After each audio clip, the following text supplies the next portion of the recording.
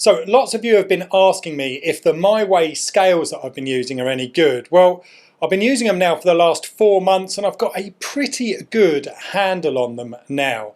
I'm using the My Weigh KD8000s. You'll find a link to them in the video description and in my baking kit list on the website. I'm also going to link to the PDF instruction guide. So first I'm going to tell you everything that I love about these scales, and I'll finish up with a couple of things that I don't love. So these are the My Weigh KD8000s, so they're capable of taking up to 8 kilos in weight, and they're precise to 1 gram. They come with a power cord so you can plug them into the mains, or alternatively you can power them with 3 AA batteries.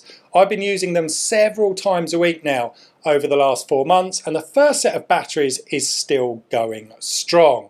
Now, these will weigh in units of kilos and grams, and of course pounds and ounces, but what I really love about these scales is that they can be calibrated by using a 5 kilo weight. Have you ever been, let's say, accidentally rough with your scales, possibly changed altitude, or over time wondered if they're still accurate? Well, if you get yourself a 5 kilo calibration weight, you won't have to worry about that again because you can calibrate them. But just to know, 5 kilos is pretty heavy and they aren't the cheapest things to buy. In fact, the one that I found on Amazon was nearly the same amount as the scales.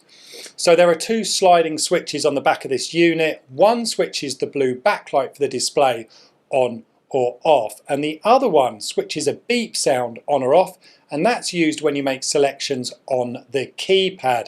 There are 4 rubber feet positioned on the bottom of the scales. That gives them a slight clearance from the top of the work surface and stops them slipping around. So the display is big and the digits are big too, making it really easy to read. And if you switch the blue backlight on, you're going to have absolutely no issue reading this in strong sunlight. The buttons and the display are sealed over, so there is no danger of the electronics getting wet if you accidentally spill liquids over the front. Now, these scales did come with a plastic splash guard to protect this area, but as it was sealed, it was the first thing that I removed and I've never touched since. I guess I felt it was unnecessary and it just gave me one more thing to clean, but it might be a nice touch for some.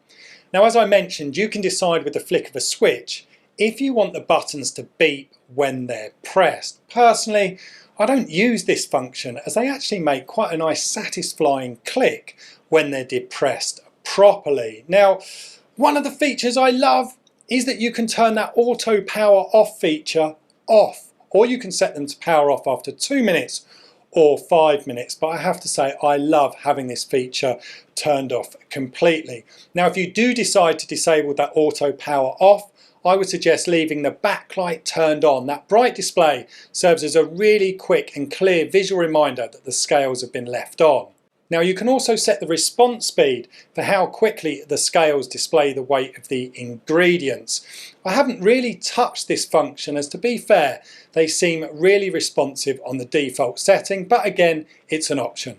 So the weighing platform measures 17 centimetres by 17 centimetres, which, to be fair, is larger than most of the domestic scales that I've used previously, but I do wish it was a touch bigger. I reckon 20 centimetres by 20 centimetres would be perfect for me, but possibly that's me wanting a bit too much from a home baker's scale.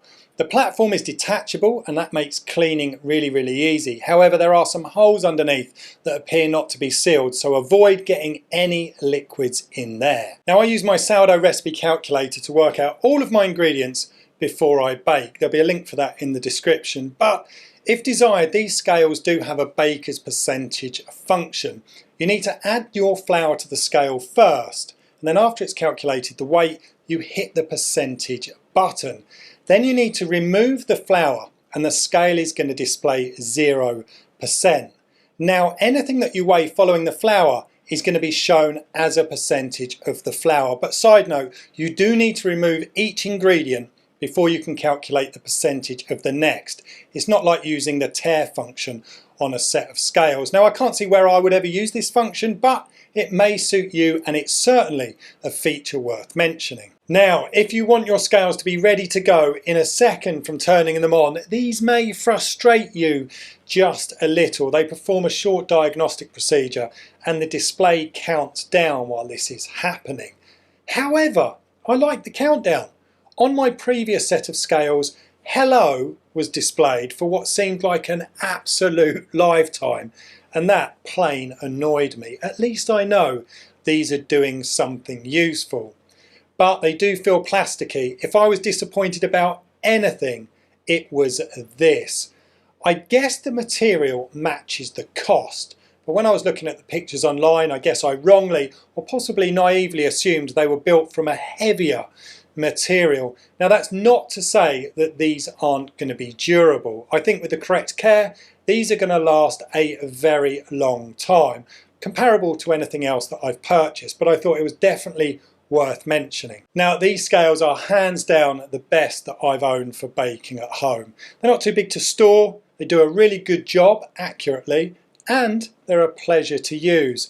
Now I did a lot of research before I bought these and I couldn't find anything else that came close for the price. These are well worth the investment and I think they'd suit a beginner baker or a more experienced baker. But I'm intrigued to know what scales you're using to bake at home, and if you've been using these KD8000s, what your thoughts are. I really hope this video has answered your questions. A huge thank you for watching. I'll see you again very soon. Stay tuned.